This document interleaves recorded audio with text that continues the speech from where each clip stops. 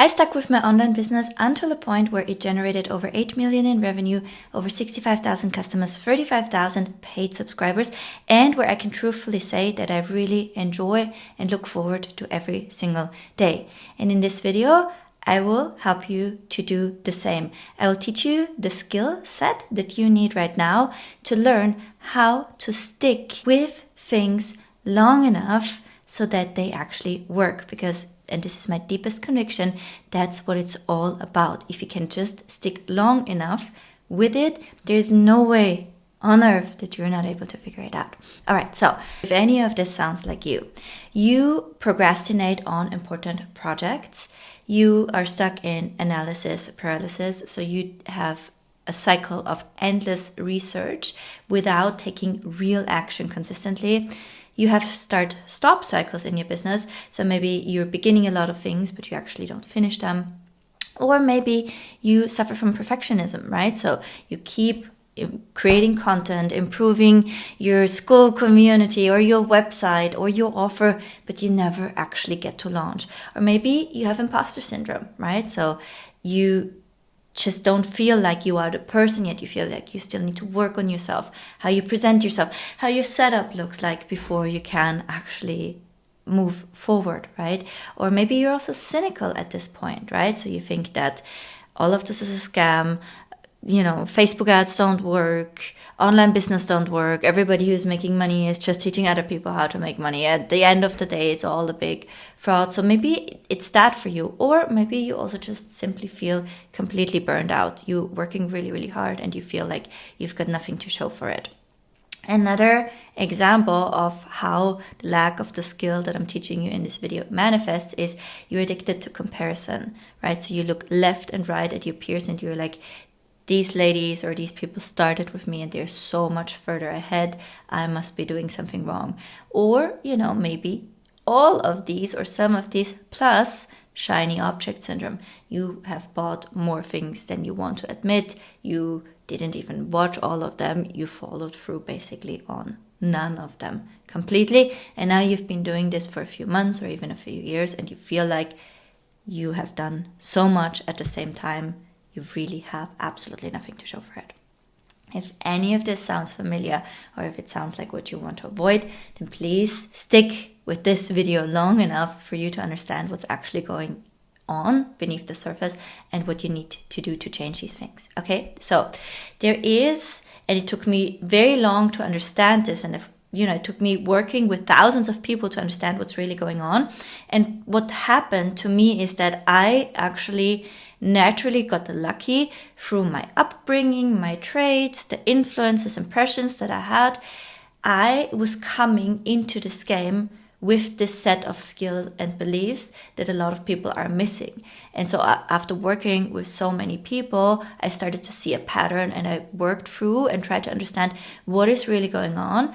And here is what's hidden beneath the surface. It's in 5 categories. 5 fundamental trust breakdowns in the effort and outcome chain, right? So most people don't say, I have trust issues with effort outcome relationships, and this is why I'm stuck in my online business.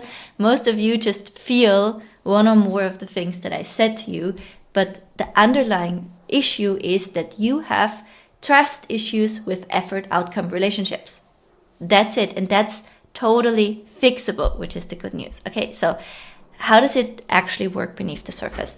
There are 5 fundamental trust breakdowns in the effort outcome chain that could be going on for you. And for most people, it's actually more than one, which is why it compounds so negatively. Okay, so the first trust breakdown is a capacity trust gap. So what does that mean? I don't believe I can actually do this. Okay, so you have low self-efficacy and you have a fixed mindset about your abilities to a certain extent, and you lack the confidence in the relevant skills, right? Or the skills that you perceive as relevant for getting the outcome. First gap is I do not trust myself. Second one is causality trust gap.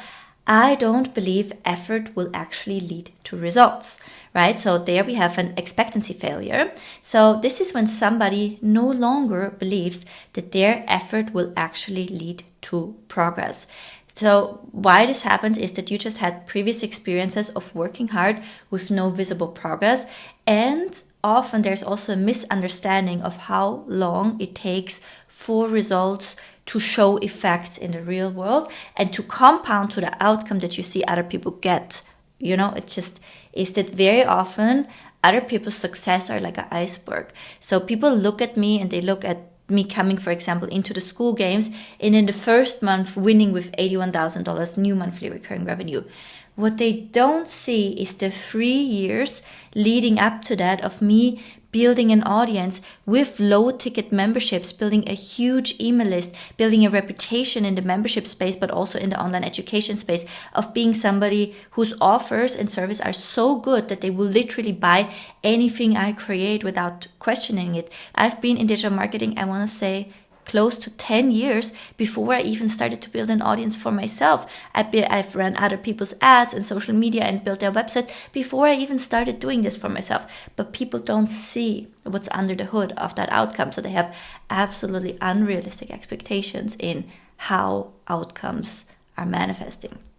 Now, next one is system trust gap, right? So I don't believe the system rewards performance fairly. And that's such a big one, right? So it's instrumentality failure. You stop believing that good performance will be rewarded. And you have developed organizational cynicism. So you basically had bad experience with authorities or platforms, right? Like, for example, with Meta, with ads, and or other institutions, right? So it's like maybe you have built a big audience and then your account got hacked and you had no way to get it back, right? Or maybe you have run an ad before with a limited skill set, with unrealistic expectation. You blew $1,000 and now you're like, I will never run an ad again. It does not work, right? I tried it. It's a scam, right? Or maybe you took one course and it happened to be shitty, right? The person maybe wasn't even a scammer, but they were just early in their journey as an online educator and they did their best to transfer their knowledge, but they maybe have massively overestimated their capacity to do that. And now you're like, well, all online education vehicles are a scam. So I will never buy something to learn from somebody else to get the skills that I actually need to do this because I've been disappointed once. Now, maybe you also have, number 4, a value trust gap. I don't actually care enough about the stated outcome. And this is so big. This happens when you are operating from a place of value misalignment. So you are pursuing someone else's definition of success. Maybe your father or parents' definition. Maybe you're seeing a mentor of yours that you deeply respect and they are building things a certain way. And because you've already learned so much from them and you respect them so much, you're like, I should be doing those things. But there is a misalignment if you dig deeper that it actually isn't who you want to become or what you want to build. And then number 5, timeline trust gap. It's taking too long, so it must not be working. So this is when you have unrealistic expectations about speed of results. And as you could see on my tangent that I just went into, I'm really passionate about this because I think it's harming so many people. Inability to track leading versus lacking indicators. We're going to talk about that in this video. And impatience with compound growth curves. Okay, so those are the 5 trust gaps that people typically have that struggle to follow through on things. And like I said, very often it's a combination of these things, right? So what do? I brought you a method. I brought you something to follow through. Okay, so I call it the F.A.I.T.H method. What we want to do is we want to get you to a place where you can build practical faith so you can keep going long enough on the same thing so your effort focuses in that direction and you finally sustain it to a point where you're able to harvest the rewards. Sounds good? Okay, let's do it. F, foundation, capacity trust. The principle is you want to build unshakable belief in your ability to execute. How do you do that? Well, first is you want to build micro competencies and then you want to stack them. So you break what you need to do into the tiniest skills so you create winnable pieces. Okay, let me give you an example for where I had a trust gap for the longest time and what I'm doing right now to achieve it. YouTube, what you're watching right now. I've been utterly inconsistent with my YouTube channel for the last 3 years and we've unlisted a bunch of old videos because I actually did not believe in myself that I am able to be somebody who builds a big YouTube channel. I just think I'm not interesting enough, still think that to this point. And all of the limiting beliefs led to me believing that I will not be able to get to this point, which is why my efforts were just very inconsistent. So what do I do right now? I break it down into much smaller skills. And the smallest skill that I now am focused on developing is to find videos that I love to create independently from the whole outcome. So I detach from the ultimate outcome where I want to be, and I'm like, what micro skills do I need to develop to eventually get to that point? I need to be able to get to a place where I can be consistent. So for me, what that means is I need to align it with something that I think is meaningful to talk about. And even though I know that this video will not get a ton of views because its nature is very niche, I still reckon that this is a valuable thing to talk about, and it's a genuine experience that I have that I think contributes to the body of knowledge in the world, which is why I'm motivated to create this video. And I am right now working on developing the skill to find video topics that I care enough about and align them to what's marketable so that I can do things consistently. So my first goal right now is just that skill of make it meaningful, make it marketable, right? So making it much, much, much, much, much smaller, and then creating pieces that I can win, right? So I want to create so many YouTube videos a month. I can win that. For example, I realized for myself, because I have to do a lot of travel for work as well, I cannot win a certain amount every single week, but I can win a certain amount every single month, right? And I collect evidence for myself right now that I am able to do this, and these small wins signal me progress. And I will, and I've said this in past videos as well, I will condition myself like a dog and talk to myself and celebrate myself for doing that. I will be like, whoa, you made so many YouTube videos this week. Look at you, how far you've come. That's amazing. Wow. Right? So I'll celebrate my way through and I'll document those wins and I hold on to them for dear life. Why? Because it creates a positive reinforcement loop, and I am much more likely to do the thing again. And if I'm much more likely to do the thing again, so that I have the skill, I can stack those skills and I can become the person, right? I also, on that way, reframe failures. So when I am not able to, for example, be consistent with that, I will take a step back and I will be like, I was not able to be consistent on the growth journey that I'm on here right now. I was not able to be consistent with that piece. What can I learn from that? Because I know when I'm looking back and I post-mortem analyze my failure, I can surface why it happened. And when I can surface why it happened, I can have a learning from that. Having a learning in my world becomes a productizable asset. So I can make a piece of content, a digital product, a micro solution about that failure later. So I've actually, through my failure, created an asset that I can leverage later on. So that's good for me. A setback is nothing bad. It's a natural occurrence on the way. And I choose to take this diamond in the rough and polish it up so I can build it as an asset into my personal growth and brand building and content creation and digital product journey. And this is how I'm reframing setbacks as actually shit that I can turn into gold. Okay. And then skill gap mapping, right? So one key component is learning to identify exactly what I need to learn. And so I'll keep my eyes open, right? And I see where are people that have achieved what I am trying to achieve and what skills do they have? How are they doing things differently? And then I make hypotheses about how do I acquire the skill as fast as possible, right? So foundation for practical faith, which is again what you need to long-term follow through with things to the point where you get the compounding returns. First is your capacity, focusing on building your skills and your capacity. The next is alignment. Right? So I did a video the other day why people struggle to get results from their courses. I'm sure we will link it somewhere here. And there I teach you the skill of assimilation, how to take what other people are doing, make it yours, and become that person in alignment with what you actually want to bring to the world. If it's not meaningful to you, if it's not aligned with who you want to become, the underlying true values that you have, right, you will not be able to sustain it. So the principle is to ensure your efforts connect to what you actually care about.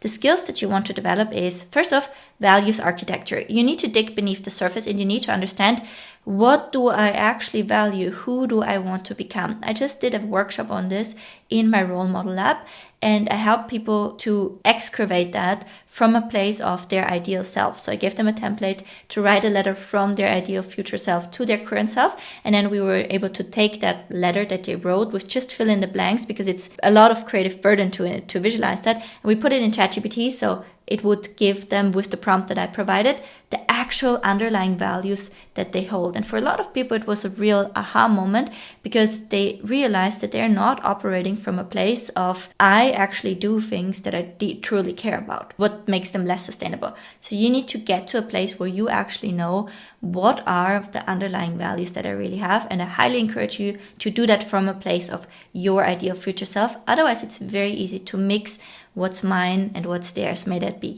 with influences in our lives like parents or peers or mentors that we're looking up to. Outcome redefinition, right? So frame goals in terms of personal meaning. I think this is something that I have mastered. I am able to tie all of my goals, like even making YouTube videos, back to, this is meaningful to me, right? I can make this mean something in my world, which is why I have the motivation to do it, even if it's stressful, right? Or even if it's difficult, even if it doesn't get rewarded immediately. Energy audit, I cannot overstate the importance of this.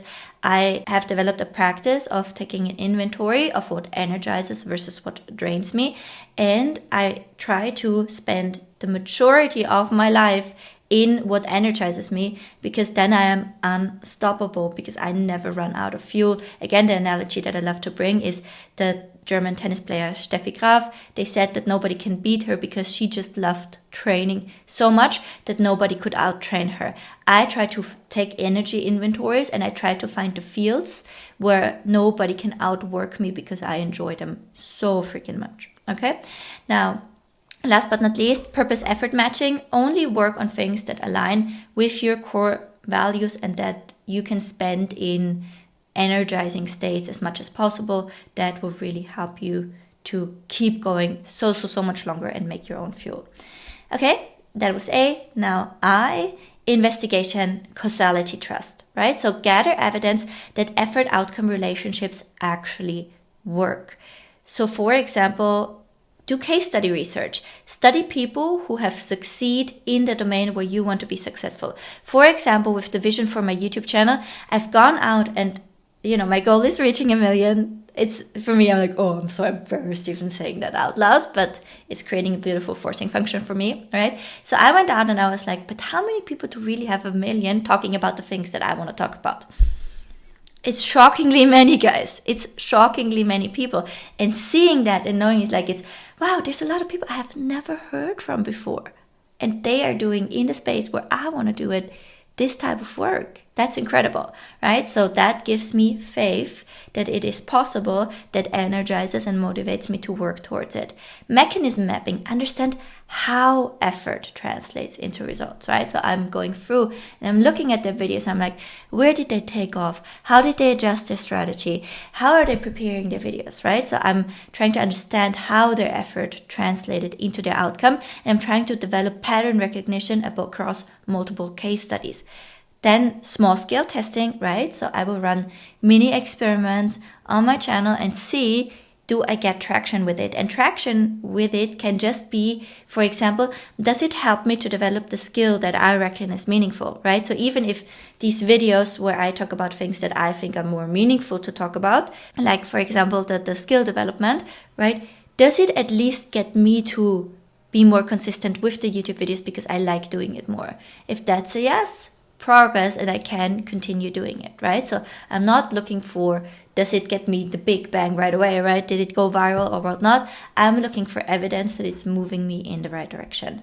And then that brings me to the last point, leading indicator tracking, right? So I am most focused on the input and least focused on the output. I trust that if I'm doing the right inputs consistently, my quality will get better with the volume. And if my quality of input gets better over time, eventually I will get the right outcome. And so I am trying to do it in this way that I'm like, the indicator is that I have to set sail with a boat in the right direction, even if I don't see the land that I'm actually sailing to. I trust that getting on the boat, setting the sail, and steering the wind in the right direction that I have on the map will eventually get me there, even if I don't see the land right now.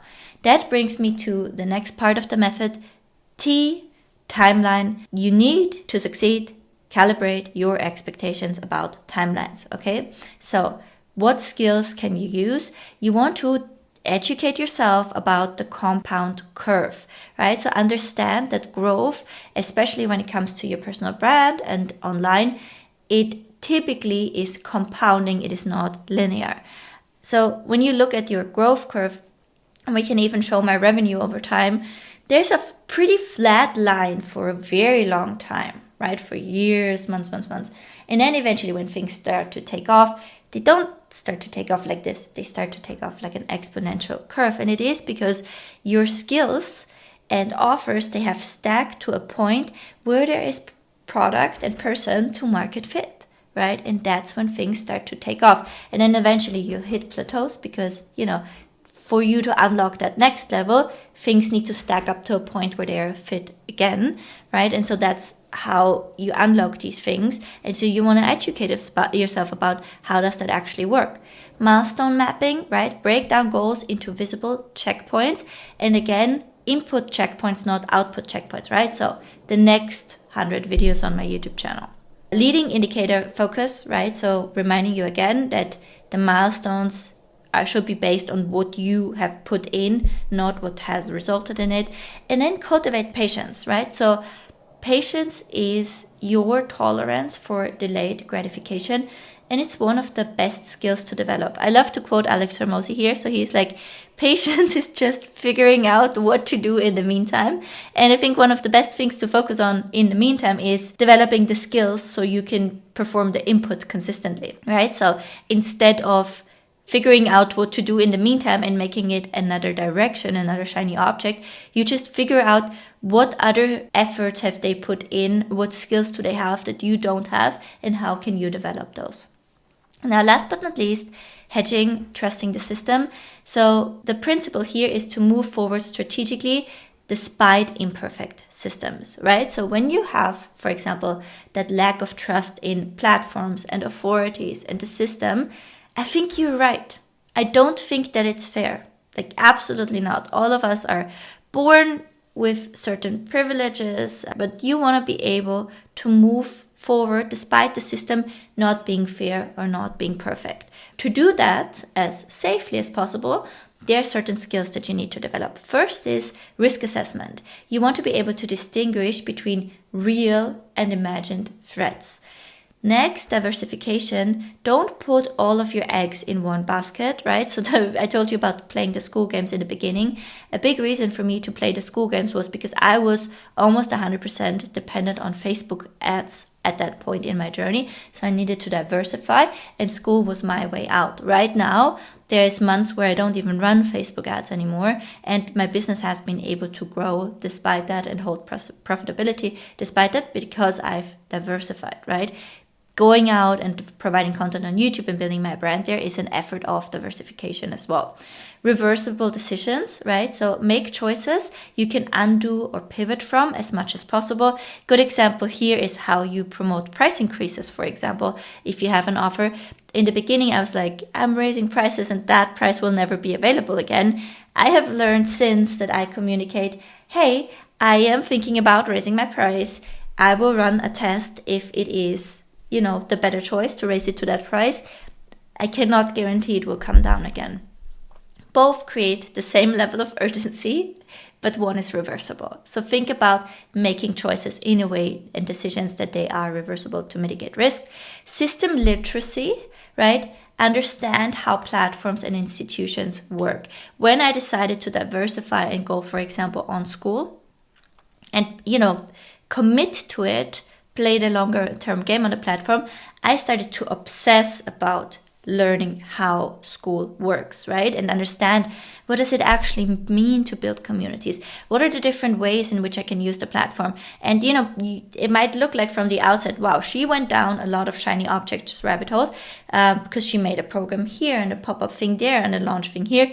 But that's me familiarizing myself with the platform and develop ultra competence, playing with the different modalities, exploring the different modalities, learning from others on the platform, no matter what level they are, and really studying it, just like I did with Facebook ads.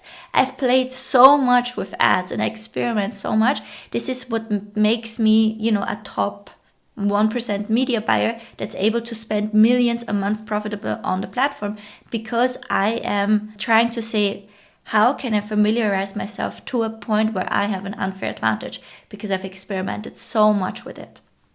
Calculated trust.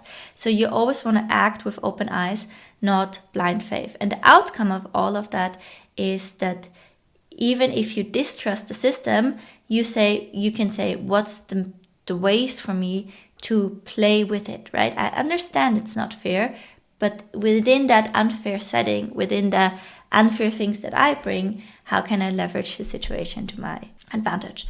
So last but not least, I want to give you a decision tree for diagnosing yourself, right where you are. So use this to identify which is your primary trust gap and then start to work on that.